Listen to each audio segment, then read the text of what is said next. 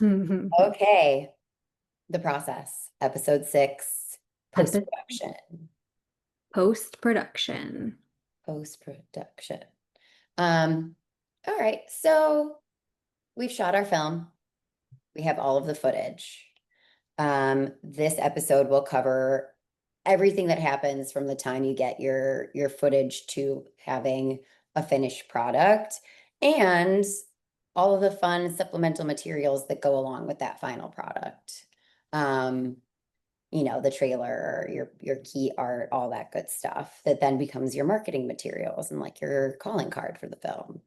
Um, but first things first, the biggest chunk of post-production is the edit. Can you talk a little bit about how you jump started the edit process and sort of like what that looked like? First things first is the string out. And a string out is essentially all of your footage strung out in one in one continuous go. So you're looking at all of your takes, you're looking at all of your footage.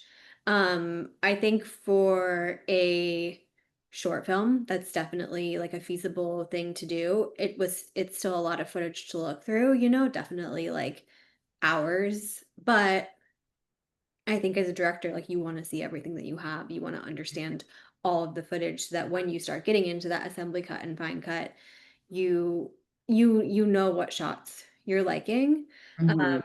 so Tyrone put together that string out. I was marking the takes that I liked the best. Okay. On a feature, that would probably like you couldn't just sit and watch a bajillion hours. So they're doing that um, in what's called the dailies. So they would be looking at their footage from the day and marking shots as they go. Ours was a 2.5 day shoot. It wasn't as necessary. There also wasn't really time in between our days to actually sit and zip through things. So I think we probably had, I don't know, like 3 or 4 hours of footage. And an assembly cut is basically putting like plunking the scenes together so you see how it's all flowing. It's not necessarily super polished or nuanced or even artful, but you have to start somewhere. Mm. That helps you kind of see, is the story working? What might need to change on a big picture level before we kind of get into shaping each scene. And I will say there wasn't a lot of drastic changes to Mm. this edit as compared to the script. I mean, there are certainly so many situations in the edit room where you are chopping entire scenes, where you are chopping tons of lines, where you're chopping an entire character, where you're rearranging the whole thing, and that didn't really happen. I mean, the script for this short, um, because of the sort of cyclical nature of it, it would be, I don't know if there would be a world where you remove a scene or you rearrange a scene. It kind of like has to follow the Mm. formula of the script in order to work.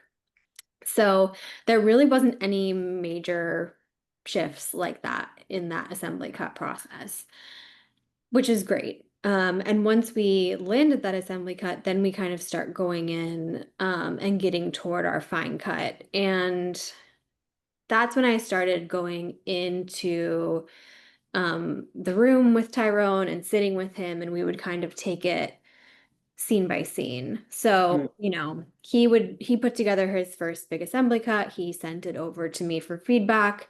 I kind of gave written feedback. He did another pass, and then from there we were just sitting together looking scene by scene. And that's where you really do start to shape things.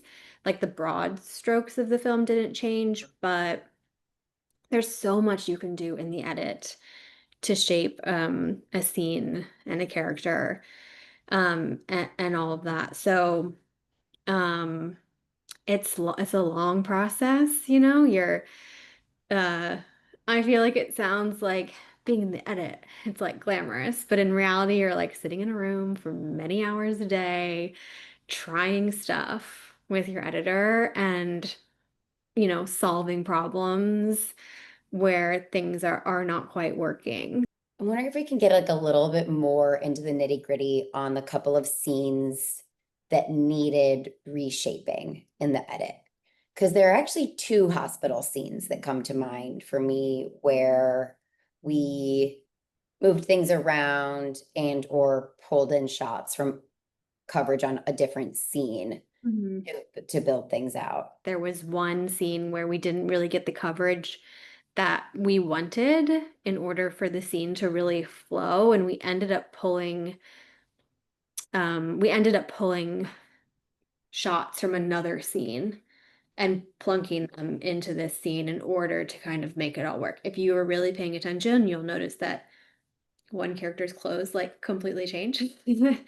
But it's not noticeable because it's like close-ups, you're getting like a collar, that Mhm. sort of thing. So, it's like that. It's like you're shaping and pulling and moving in order to get the narrative flow and really the emotional flow that you want to accomplish. There's a scene where Hunter, the little girl's brother's condition has worsened, and he's sleeping, and the parents are sitting by the bedside. And then the little girl is sitting on the bed with him, and it's a very sort of like pensive, melancholic moment.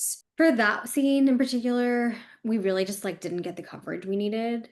So it was how do we stretch this footage basically uh to convey that emotional journey kind of we're looking to convey.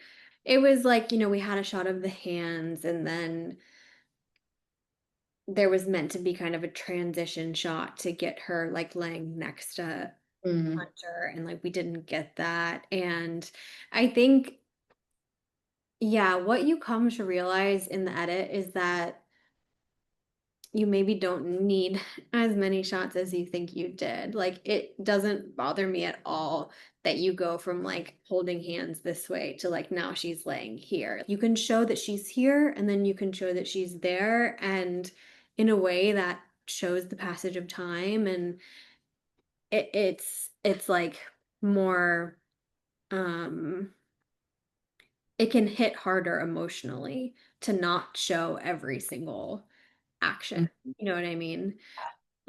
And then it was also like, how do we turn this shot into three shots? Where mm, it's like we're out here and then we're cutting here and then we're cutting to a different moment of the shot and then we're cutting here and then we're cutting to the end moment of this shot and like just really stretching things out so that again we're in that emotional space that we want to be in. yeah, yeah. And I think that scene works really, really nicely Yeah, at the me end of too. Me too. it. Like it's one of those like it ended up how it needed to. Yeah, 100%. Yeah. And can you speak a little to like how how you're shaping a character in the edit? Yeah.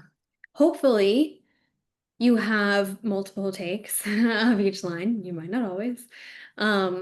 But and hopefully there's some variety in delivery so that you have some optionality in the edit. Hopefully you had time to try stuff and maybe get things that have surprised you.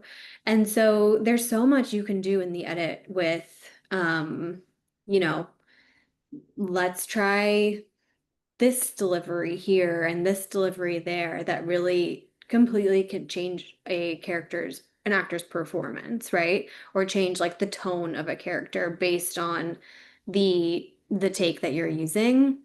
And there was in some scenes like, we were dropping lines um and like just whittling it just feels like whittling away Mm, like carve out kind of the best version of the character that you have in your head and hopefully the actor has provided enough like clay basically for mm, you to be able to mold into the picture that you want for that character.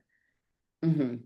Yeah, and let me ask, did you feel like on this there were enough takes of certain moments to do that experimenting? Yeah, I mean, we've shared this before, but there wasn't a lot of room for play on this production, unfortunately, just because timing was so, so tight. So I will say there wasn't a ton, but even with, the limited takes that we had, and we still got multiple takes of every scene. So it wasn't like we had nothing to work with. And even with what we had, we were still able to make choices and, Mm. you know, pull this in here and that in there and cut that to get kind of the end version that we wanted. But ultimately, no, would have wanted more, Mhm. I think. Yeah, yeah. I know we've talked about this a little bit in previous episodes, but given the tight timeline, the tight shoot schedule, the the shots that got cut first and foremost were B-roll shots. Should we explain what B-roll is? Let's explain what B-roll is. So B-roll is not your primary footage where you're capturing dialogue and capturing like the main actions of the film. It's more textural footage of settings and detail shots and can be shots of your character while they're, in a pensive moment or be like detail shots of a character, of details of their outfit, of details of like what their hands are doing. The example that comes to mind for whatever reason is like Emily in Paris. All Mm, of shots of just like the Paris cityscape, mm, right? That's B-roll. And they're often using that like at the beginning of a scene to like transition mm. from one scene to another. Establishing the atmospheric, all that Yeah. good stuff. Yep, yep, Yeah, yep. yeah, good shot. Is there anything else you'd want to say about the fact that we'd planned for B-roll and didn't have it on this and like where it then came up in the edit? Yeah. Um, ultimately, it is such a dialogue heavy piece that we didn't need so much B-roll, I think, in the edit. I think it was good to just kind of keep moving things along. But when you're coming in and out of scenes, it is really helpful to have that B-roll to help you transition. So there was some moments where we found B-roll, like the Mhm. camera was rolling while it was like pointing this way, and we were like, Yeah. oh, it's kind of a nice shot. Like that, let's use that to get us out of this one scene and into another one. So yeah, I think transitions can be really tough without B-roll. And we were really like scraping the bottom of the barrel trying to find, anything that the camera had captured. And we did get lucky definitely a few times there. Music is another thing that you're working through in post-production. And um, you're actually working on what you want to do with music while the edit is happening. So I'd love to hear about what your vision for the music and any potential score in this film was, and then how, we can chat through what was happening concurrently with the edit, and then kind of what those steps were. Yeah, so we Yeah. had a music supervisor on this project. So we sent her a music brief while the edit was still going on so that she could start sourcing music for us to be able to hand to the editor so that he's editing to that music. So that when that all gets handed off to the sound mixer, the edit is already kind of matching the music so that again we're not finishing the edit then finding the music then being like, oh, now we have to re-edit to fit the music. So Mhm. the music sourcing, um if you are sourcing existing music, is happening alongside the edit. So I wrote a music brief while the edit was happening. Initially, I had thoughts about including a composition.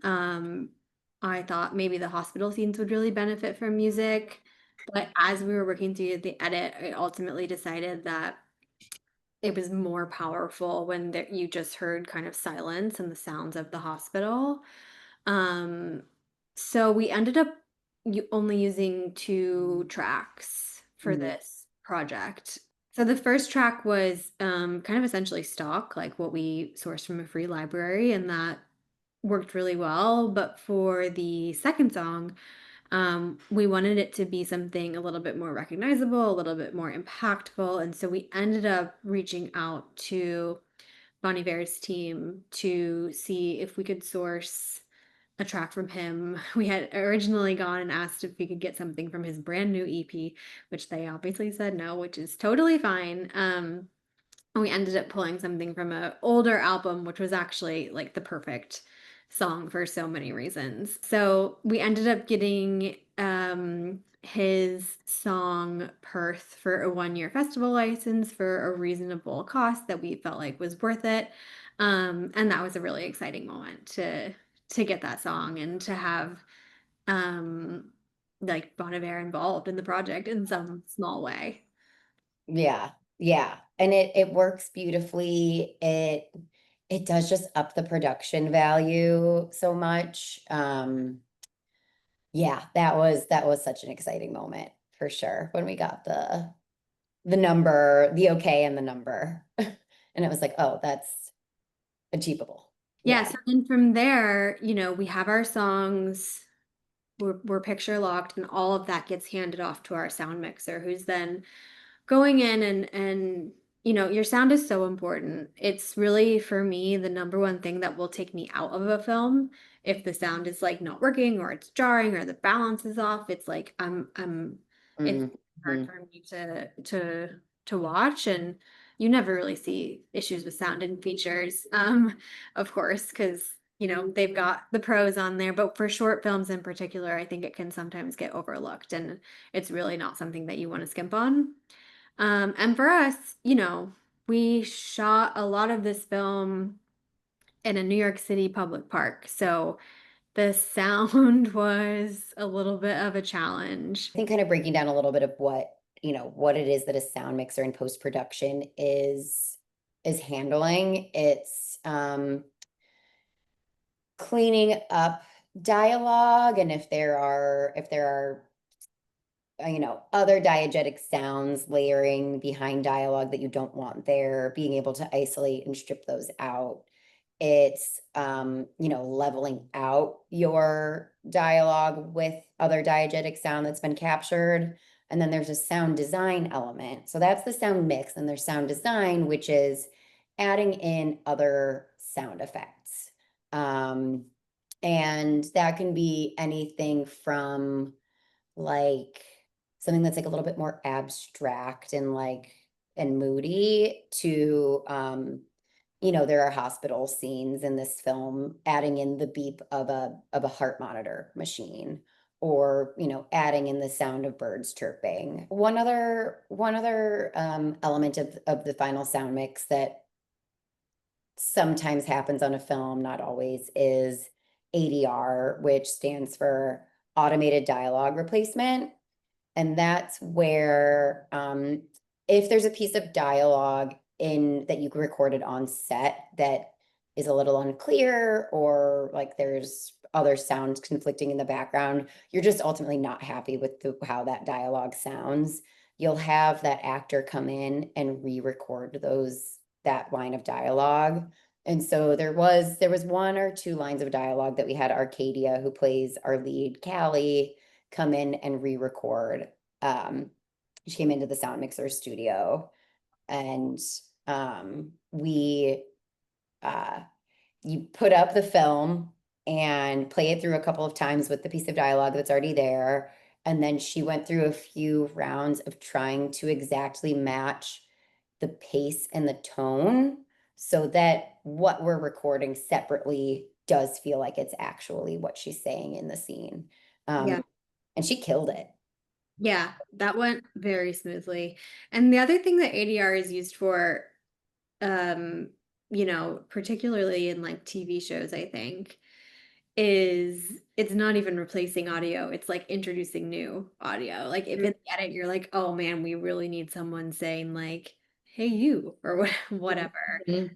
They'll have actors come in and just record new lines, and you'll notice if you start paying attention on TV shows and movies, like how often you're hearing someone say something, but you're seeing the back of their head. And that's Mhm. likely Yeah. because they didn't actually say it on set. It was captured after the fact and added in. Yeah, yeah. Okay, so moving on from the audio part of post-production, is the color grade. Can you tell us what a color grade is and then kind of how we kicked off the color grade process for this film? Yeah. So when you get your footage back, it is beautifully shot and captured in camera, but there are enhancements to the color that always need to happen in order for things to look cohesive, in order for things to like really pop and have that cinematic feel that you want to have. And so I think, similarly, this happens during the edit. You start putting together your color brief. And by brief, I just mean like a document. I use Google Slides to put my briefs together that is explaining to the color grader what you want the look and feel of the film to be. So, I had, back from my treatment before we even started shooting, I had pulled references on that look and feel, but it's kind of now that you have your footage, refining those references, pulling from other films and other photographs to be able to communicate to your color grader, this is what I want the end result to look like. And color can do a lot to a film, like it can completely change the mood on a scene. You can do a lot with color. You can slightly change the time of day. You can make a gray sky blue. There's a lot of kind of like tricks that you can do. For me, my color brief, I wanted things to still feel natural. This wasn't a film where I wanted things to get very dramatic with the color. But we had a lot to work with in terms of the leaves were changing color in the park, and the sky was this beautiful crisp blue, and our lead actor was wearing a red sweater, and I wanted all of that to feel like it was very vibrant and popping. So it is natural, but it still has, I think, a vibrancy to it, and that we definitely amplified that and played with during the color grade. And then the other thing was introducing a little bit of grain. So you can introduce these grain effects where if you push it really far, that's how you can kind of make digital footage look like film. We didn't take it that far, but just introducing that little bit of softness Mm-hmm. for us. So yeah, it was really like upping the vibrancy, making sure those colors really popped while still feeling natural, adding a little bit of softness through the grain. Um, so so yeah, and what that looks like is, you hand your brief off to your color grader, and they do a pass, and then again, you're sitting in a room, you are trying stuff, you are, going through scene by scene and making adjustments.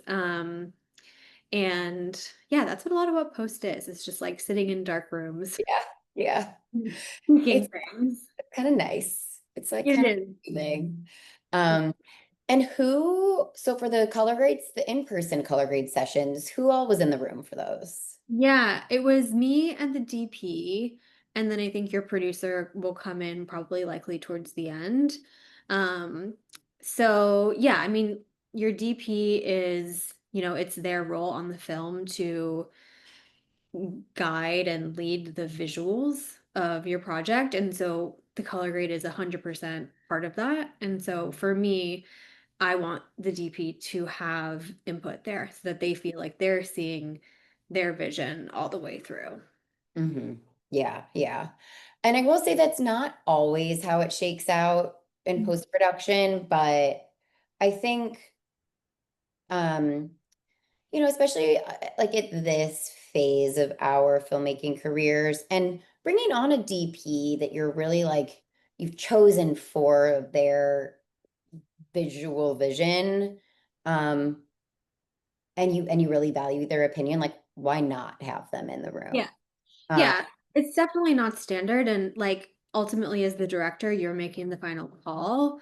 But for me, it was just again, wanting people to have their voices be heard and for them to feel like they have impact on the final product. I think color sessions especially, it's helpful to do sessions in person because color can look just like slightly different enough from screen to screen if you're working remotely, um, that like you and the colorist are like not working on the same thing Hmm. at the end of the day. Okay, so music done, sound mix done, color done. The last thing you need before the film itself can be finished are your credits, your title graphic and your credit and your end credits. So can you tell us a little bit about how we kicked off that process and what your vision for that was? Yeah. Yeah. So again, you're making a brief, which is this document that's communicating to your creative partners what your vision is, that then they can hopefully take it and run and make it even better than you thought it could be. You're not going to probably spend a minute having a fun title and credit sequence at the beginning. So we kept things really simple for this. We worked with a fantastic designer, Justin Tang, who's someone I had worked with on the commercial side of things. And it's, pulling references, like pulling font references for him, um, pulling, he's also tasked with the movie poster. So Mhm, pulling references for movie posters, different kind of ways that he could go about it.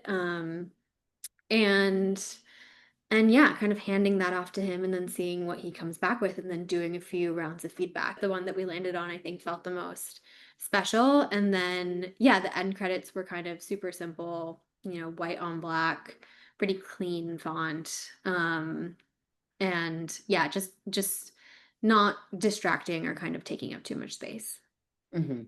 Yeah, yeah, yeah. And the end result was so beautiful and simple, but like impactful, and the colors were amazing. Yeah, he did a great job. Yeah.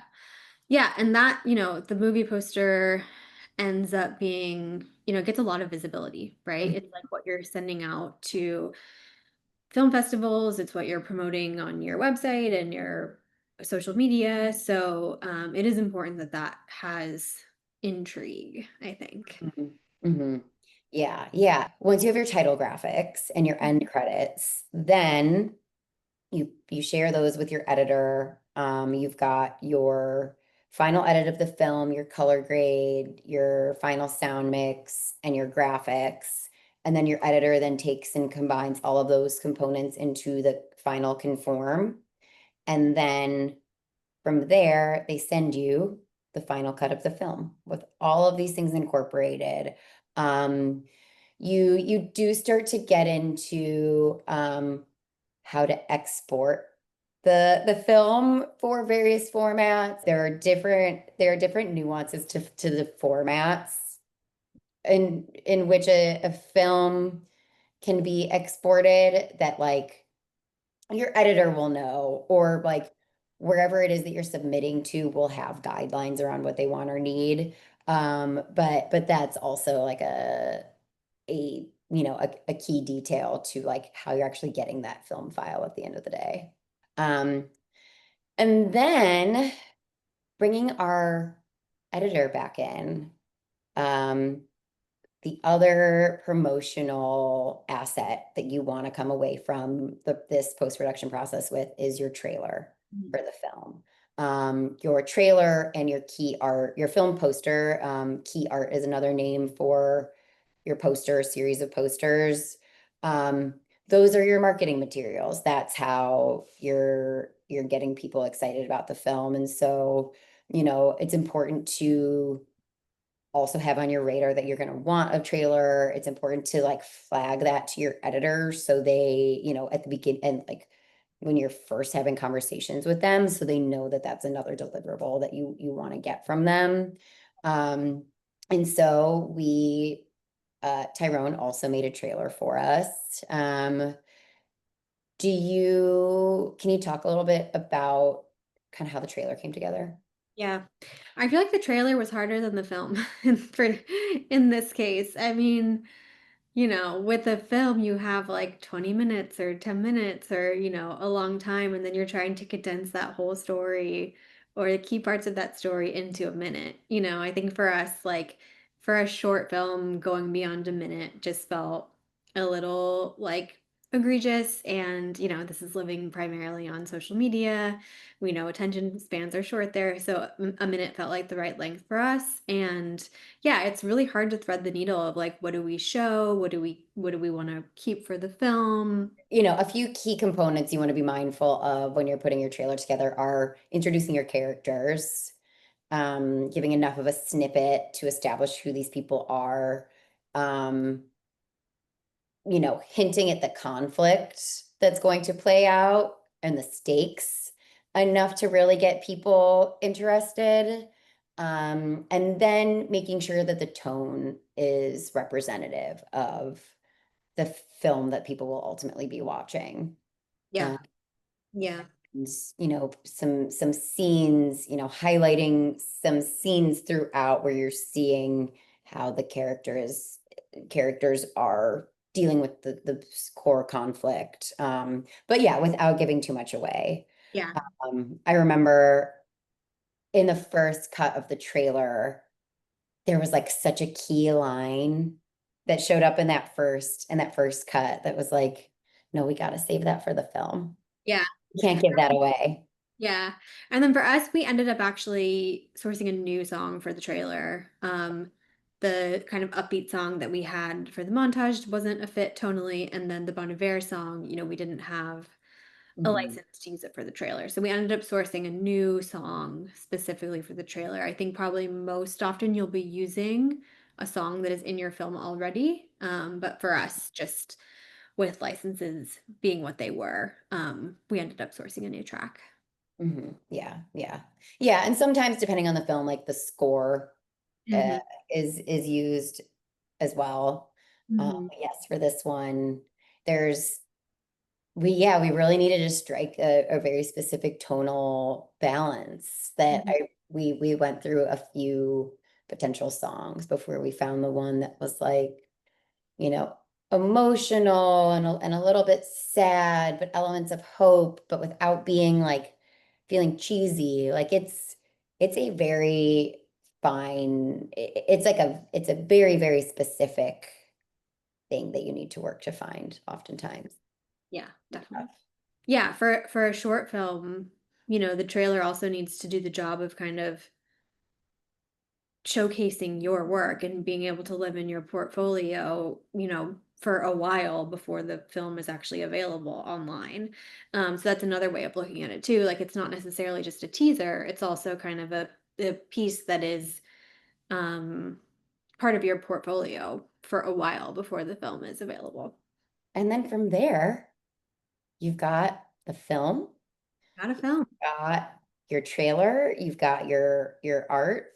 Um, you're sharing your poster and your trailer on social media.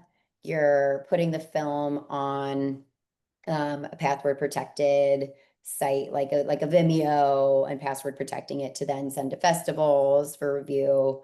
And we'll get, deeper into what that festival submission process looks like in the next episode. But yeah, from there you've got all your stuff, and then it becomes a matter of figuring out how you're sharing it with the world. Yeah, it's super exciting. It's a super great feeling to be like, wow, we're done. Um, it's very crazy. And then yeah, then it's really like, okay, how do we get this in front of the right people? Which we will talk about in the next episode. Yeah, we sure will. But that's all for now. That's all for now. And as always, trust the process. You gotta trust the process.